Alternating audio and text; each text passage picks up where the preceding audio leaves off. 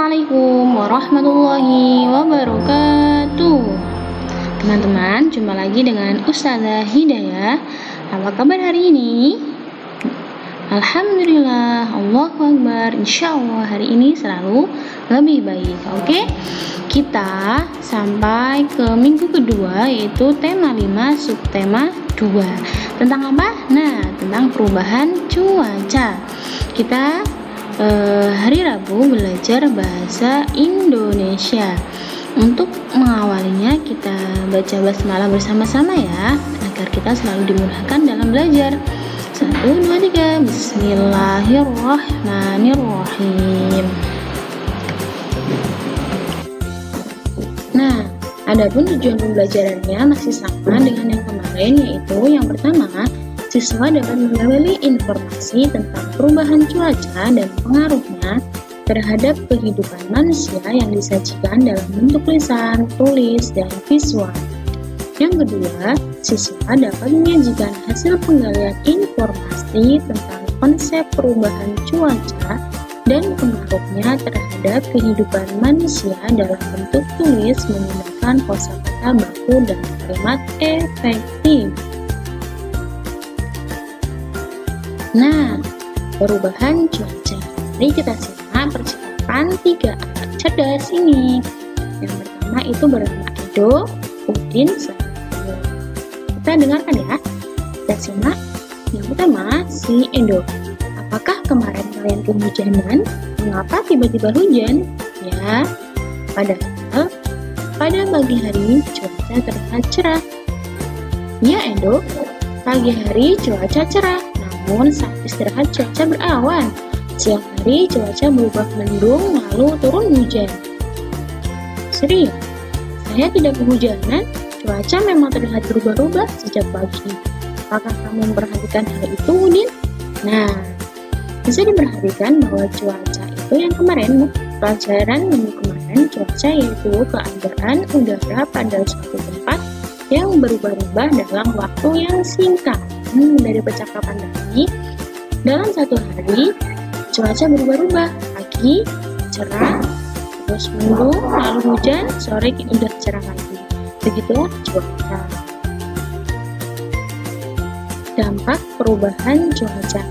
Penyakit yang biasa muncul pada cuaca ekstrim antara lain yang pertama, flu. Jika kondisi tubuh lemah atau kurang sehat, orang dapat terserang flu. Yang kedua, mimisan. Jika udara terlalu panas, orang akan mudah mimisan. Yang ketiga, sesak nafas. Suhu udara yang berubah cepat dapat menyebabkan sesak nafas. Itu penyakit-penyakitnya, dan penyakit-penyakit seperti ini dapat mengganggu aktivitas kita sehari-hari. Berikut cara-cara agar terhindar dari penyakit akibat cuaca yang ekstrim. Yang pertama, menjaga kebugaran tubuh. Dengan apa saja? Nah, tentunya dengan berolahraga, lalu makan makanan yang sehat, dan istirahat yang cukup untuk menjaga kebugaran tubuh. Yang kedua, hindari kontak langsung dengan sinar matahari. Gunakan pakaian lengan panjang, hal ini agar kulit terlindungi dari sinar matahari langsung. Bisa juga dengan memakai lotion anti UV. Yang ketiga, gunakan masker. Di sekitar kita banyak debu, sebaiknya kita menggunakan masker khususnya pengendara roda 2. Apalagi dalam pandemi ini, untuk menanggulangi atau melindungi kita harus rajin memakai masker dimanapun kita berada. Jaga jarak, jangan lupa. Lalu rajin cuci tangan dan jaga wudhu setiap saat agar tubuh kita selalu bersih dan terhindar dari penyakit. Ya, lanjut. Nah, untuk kali ini fokus pembelajarannya yang pertama kita akan mengenal kosakata baku tentang cuaca.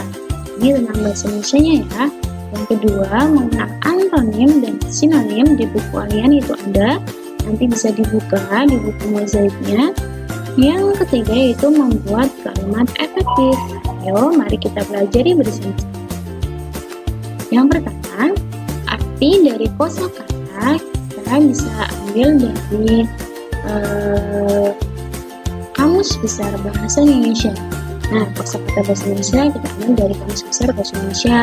Kosakata bahasa Arab terus dari Kamus Bahasa Arab. Kosakata Inggris dari Kamus Bahasa Inggris. Kalian sudah pernah melihat kamus atau mempunyai mungkin di rumah? Nah, kalau sudah punya bisa dibuka untuk mengerjakan kosakata asing yang baru kalian jumpai.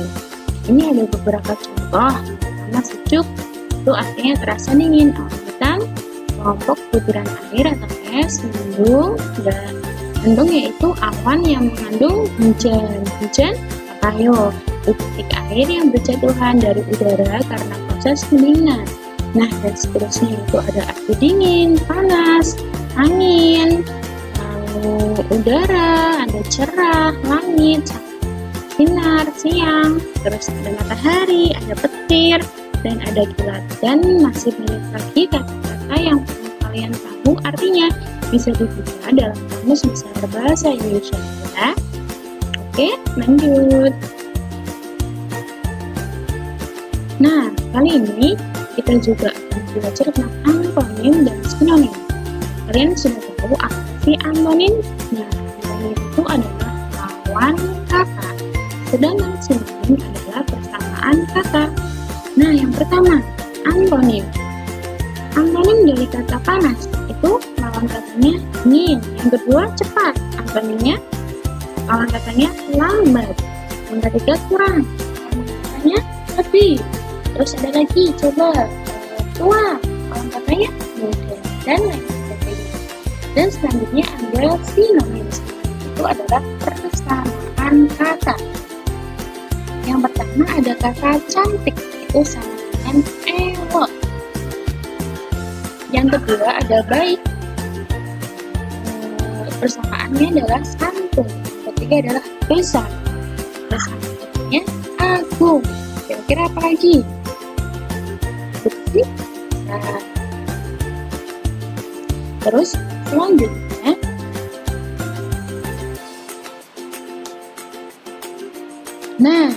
ada yang tahu apa itu kalimat efektif? Coba, siapa yang tahu? Nah, kalimat efektif adalah kalimat yang sesuai dengan kaidah tata bahasa, baik itu ejaan maupun tanda bacanya.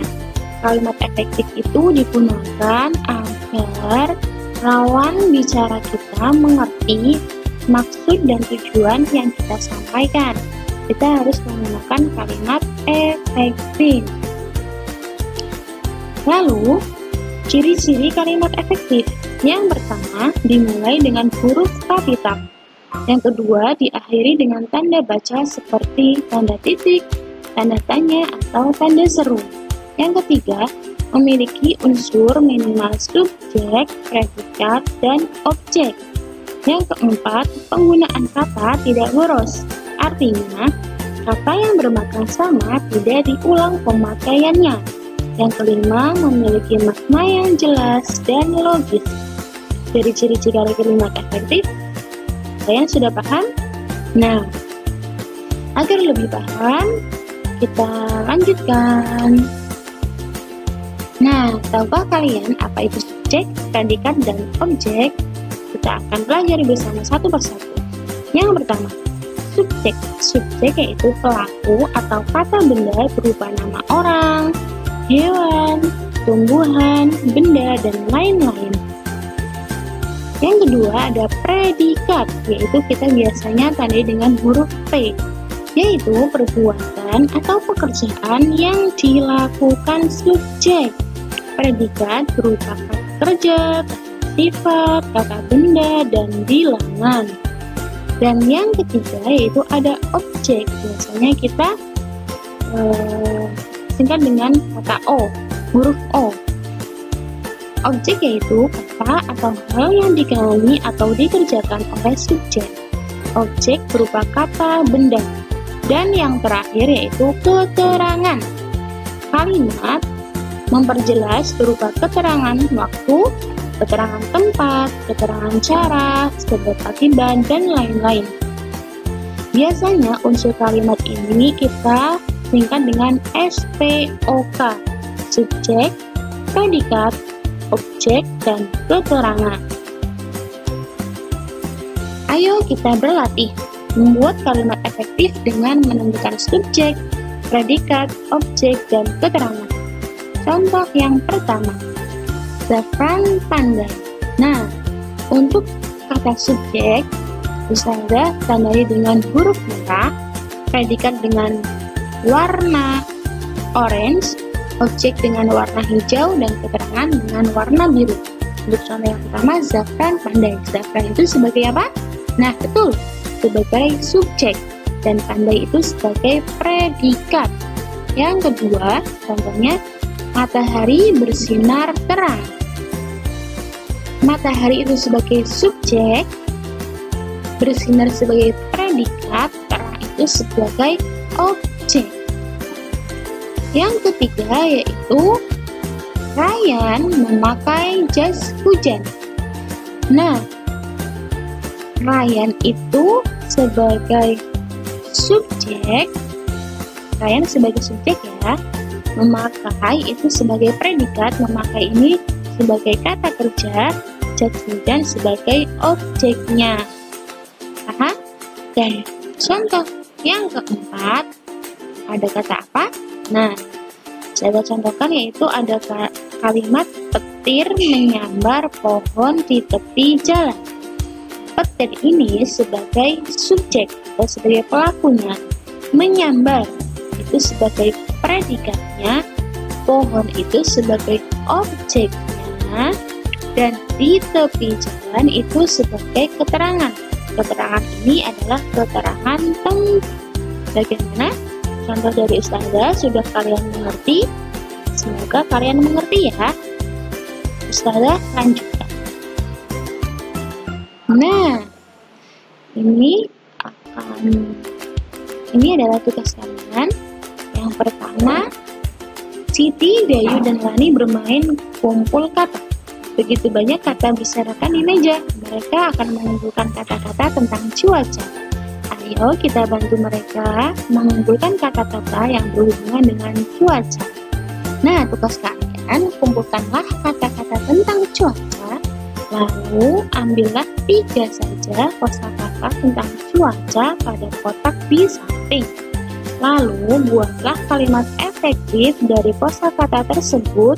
Dikerjakan di buku tulis tematik yang bergaris ya, difoto, ditulis dengan rapi, dengan jelas, lalu dikirimkan kepada wali kelas masing-masing. Oke, itu tugas yang pertama. Tugas yang kedua yaitu amati gambar di bawah ini, kelompokkanlah berdasarkan keadaan cuaca yang sama. Nah, caranya gambar ini nanti kalian screenshot, lalu lingkarilah jawaban di samping keadaan cuaca dengan lingkaran biru, dikelompokkan dengan lingkaran biru, terus dan keadaan cuaca panas dilingkari dengan merah. Screenshot atau kirimkan ke wali kelas. Ustazah contohkan ya, misalkan yang berwarna merah itu panas. Ketika panas kita membutuhkan apa saja? Ya betul, ada topi, dilengkapi. Apalagi ada kipas, bambu bisa. Nah, itu yang berwarna merah itu sebagai cuaca panas. Lalu yang berwarna biru itu cuaca hujan. Apa saja ketika hujan yang kita butuhkan? Ya, yang pertama jas hujan, ada payung. Nanti kalian teruskan dengan baik, lalu dikirimkan ke wali kelas masing-masing. Oke? Bisa dimengerti? Nah, selamat mengerjakan semuanya. Ingat, rajin, pangkal, pandai, manjada, wajada. Siapa yang bersungguh-sungguh dia akan mendapatkan. Kalian harus rajin belajar agar kalian menjadi anak yang sukses. Selamat sukses dunia dan akhirat. Allahumma amin. Nah, terima kasih. Itulah pembelajaran hari ini. Apa saja kita pelajari? Itu tentang pertama tentang perubahan cuaca. Cuaca berubah-ubah dalam setiap waktu, setiap detik mungkin, setiap menit, setiap jam bisa berganti-ganti. Selanjutnya kita belajar apa lagi? Tentang antonim dan sinonim. Ada kosakata bahasa Indonesia. Terus kita belajar tentang kalimat efektif. Semoga pembelajaran kali ini bisa bermanfaat untuk kalian. Oke? Tetap semangat, jaga kesehatanmu, jaga wudumu, jaga sholatmu, semangat mengaji selalu. Oke? Kita akhiri dengan bacaan hamdalah. Alhamdulillahirabbil alamin. Sekian dari Ustazah Hidayah. Wassalamualaikum warahmatullahi wabarakatuh.